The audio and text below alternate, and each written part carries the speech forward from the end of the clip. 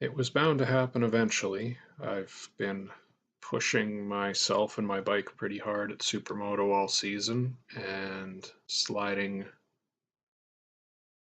around quite a bit, losing the front and catching it again. I've had a couple of small crashes, but nothing serious. But last night I actually left the Supermoto practice in an ambulance. I am okay. I believe I had dislocated my right shoulder, or at least partially dislocated it. I did feel it pop at one point after the crash. I've got some work to get my arm back into full range of motion and to get strength back in it. My bike appears to be mostly okay. I didn't even see it during the day. I unloaded it at night last night and just got a quick look at it. There's definitely going to be some repairs required and a lot of cleaning. A lot of dirt got into all sorts of different places because I slid off the pavement and into the dirt with my bike. And hopefully I can get myself and my bike into fighting condition again for next week, because we have the practice for the race that's happening the following week, which is the last race night of our season, and I am currently 1 point ahead in my class championship, and I really want to find a way to maintain that. At this point, it's not looking great, but I'm going to try.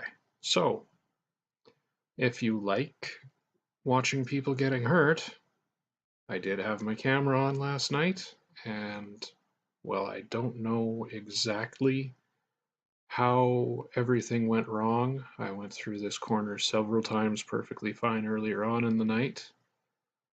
This time, obviously, something was different, and it didn't work out that great for me. I'll probably go through all my footage and try and figure out exactly what went wrong, but for now, I'll just show the crash and probably show it again in slow motion, take a look at it, see what we can see. Alright, if you like watching people get hurt, keep watching.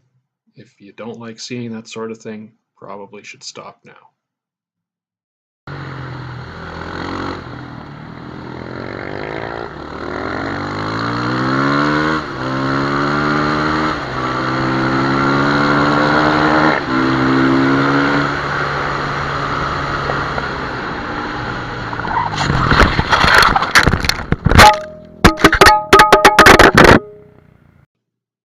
That wasn't particularly fun, but it should be obvious. My camera came off my helmet, not my head came off my body or my helmet came loose. So the camera tumbles and just gets a shot of the background for a while. It does show a good amount of dust that I kicked up, though. Other thing to say about this whole situation is when it comes to being a large guy trying to race motorcycles, there are actually some advantages. You don't tend to go fast. You have a poor power to weight ratio on a bike, but when you crash, you don't tend to get as hurt as smaller people might.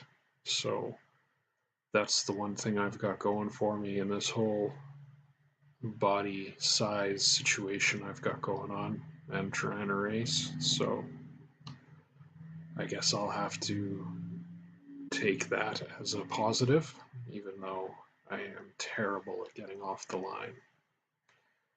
Let's watch that in slow motion and really get a look at it.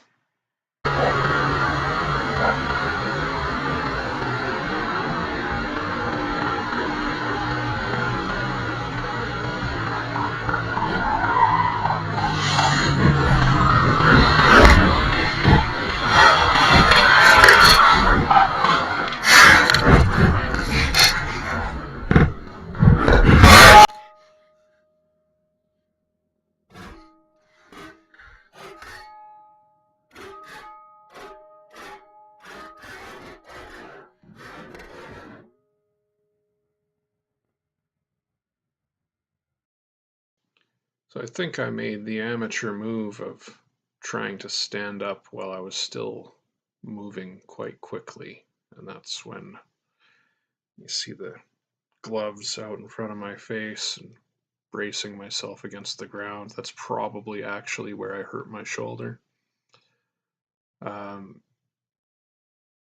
I should have just kept on sliding. I don't know for sure if I was just tumbling because I ended up in the dirt and just couldn't slide like I was on the pavement, or if I actually had thought at the moment that I was slowed down enough that I could stand up.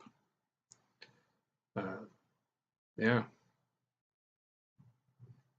lost the front fairly earlier than I thought the first time I watched the video, and yeah, let's look at it again, even slower.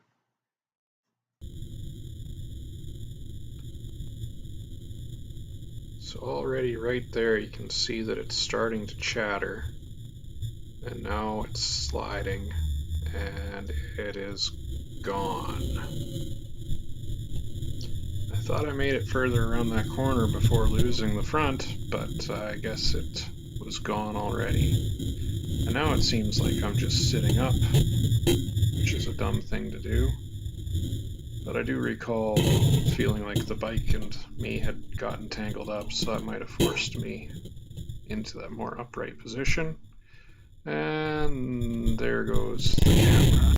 I never did lose consciousness, but I definitely did see some stars after that tumble.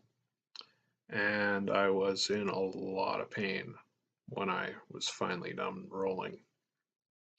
So the people around decided it was best to call an ambulance, and once I got to the hospital, they decided it was worthwhile to do x-rays and CT scans to make sure that my spine was all okay after coming off the bike at the speed I did and tumbling as much as I had.